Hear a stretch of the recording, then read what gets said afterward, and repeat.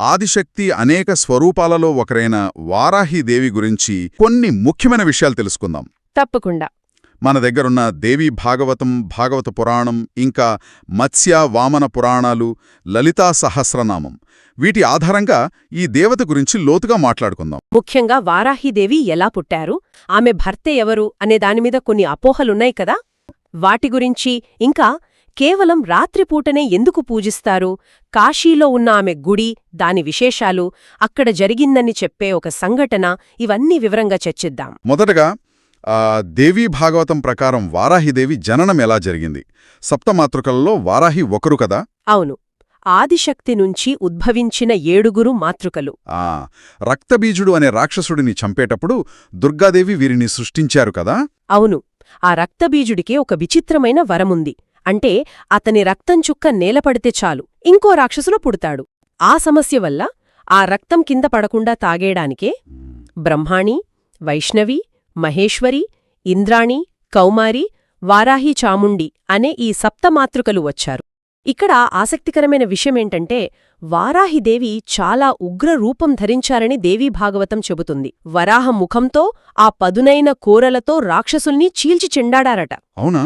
శత్రువుల శవాలమీద కూర్చుని మరి రాక్షస సంహారం చేశారని వర్ణన ఉంది. అంటే ఆమె తీవ్రత తెలుస్తోంది. యుద్ధమయ్యాక ఈ మాతృకలందరం మళ్ళీ దుర్గమ్మలోనే కలిసిపోయారు. మరి భాగవత పురాణంలో హిరణ్యాక్షుడి కథ కూడా వారాహిదేవితో ముడిపడి ఉంది కదా? అవును, ఉంది. హిరణ్యాక్షుడు వారాహిదేవి కోసమని ఘోర తపస్సు చేసి ఆమె చేతిలో తప్ప ఇంకెవ్వరి చేతిలోనూ చావు ఉండకూడదని వరం పొందాడు.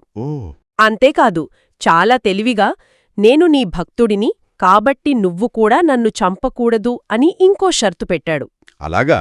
ఆ వరగర్వంతోనే కదా భూదేవిని పాతాళానికి తీసుకెళ్లి హింసించాడు. అప్పుడు ఆ వరాన్ని, దాని షరతుని దాటడానికి సాక్షాత్తు వారాహీదేవి శక్తినుంచే విష్ణుమూర్తి వరాహస్వామిగా అవతరించి హిరణ్యాక్షుడిని చంపారు. ఇక అతి ముఖ్యమైన విషయం, వారాహీదేవి భర్త ఎవరు?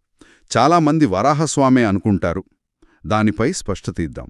ఇది చాలామందికి తెలియని విషయం. సప్తమాతృకలు ఎలా ఆదిశక్తి అంశలో, అవును, అలాగే శివుడి ఉగ్రరూపాలైన భైరవుడి నుంచి అష్టభైరవులు పుట్టారు.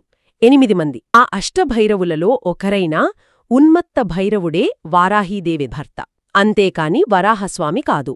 లలితా సహస్రనామంలో కూడా వారాహిదేవి ప్రాముఖ్యతను చెప్పే నామాలున్నాయి కదా? ఉన్నాయి. కిరిచక్ర రథారూఢా దండనాథ పురస్కృత అని ఒక నామం. దాని అర్థం? అంటే వరాహాలులాగే రథంమీద ఉండి, దండనాథ అంటే సైన్యాధ్యక్షురాలు లేదా శాసించే అధికారం కలది అయిన వారాహీదేవి చేత సేవింపబడేది లలితాదేవి అని.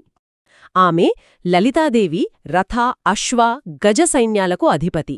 అంటే ఆమె ప్రాముఖ్యత చాలా ఎక్కువ అన్నమాట. అవును, వ్యూహాత్మకంగా చాలా ముఖ్యం. ఇంత శక్తివంతమైన దేవతకు గుళ్ళు చాలా తక్కువగా ఉండటం, పూజలు కూడా ప్రత్యేకంగా జరగటం, ఇది నిజంగా ఆసక్తికరంగా ఉంది కదా. దర్శనం కూడా రాత్రి లేదా తెల్లవారుజామున కొద్దిసేపే అంటారు. ఎందుకని? దీని వెనుక ఒక బలమైన నమ్మకం ఉంది. వారాహీదేవి ఉగ్రదేవత కదా. అవును. ఆమె రాత్రిపూట భూమిమీద సంచరిస్తూ చెడు శక్తుల బారినుంచి ప్రజలను, గ్రామాన్ని కాపాడుతుందని నమ్ముతారు. ఓ, అలాగా? అందుకని ఆమె ఊర్లో తిరుగుతున్న సమయంలో గుళ్ళో ఉండరనే భావనతో ఆ టైంలో గుడి మూసేసి రాత్రి లేదా తెల్లవారుజామున మాత్రమే పూజలు చేస్తారు. కాశీలోని వారాహిదేవి గుడి గురించి కూడా ప్రత్యేకంగా చెప్పుకోవాలి. అది పాతాళంలో అంటే భూగర్భంలో ఉంటుంది అంటారు కదా? అవును, కాశీలో ఆ గుడి భూగర్భంలోనే ఉంది. అక్కడ కొలుమైన వారాహిదేవి చాలా ఉగ్రస్వరూపమంటారు. ఎంత ఉగ్రమంటే? విగ్రహం పెద్దదిగా, భయంకరమైన శక్తితో ఉంటుందని చెబుతారు.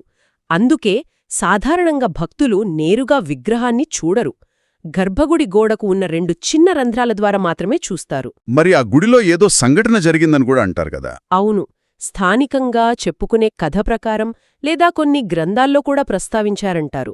ఒక కొత్త పెళ్లి జంట పూజారి వద్దని చెప్పినా వినకుండా అమ్మవారి పూర్తి రూపాన్ని చూడాలని పట్టుబట్టి గర్భగుడిలోకి వెళ్లారట. అయ్యో!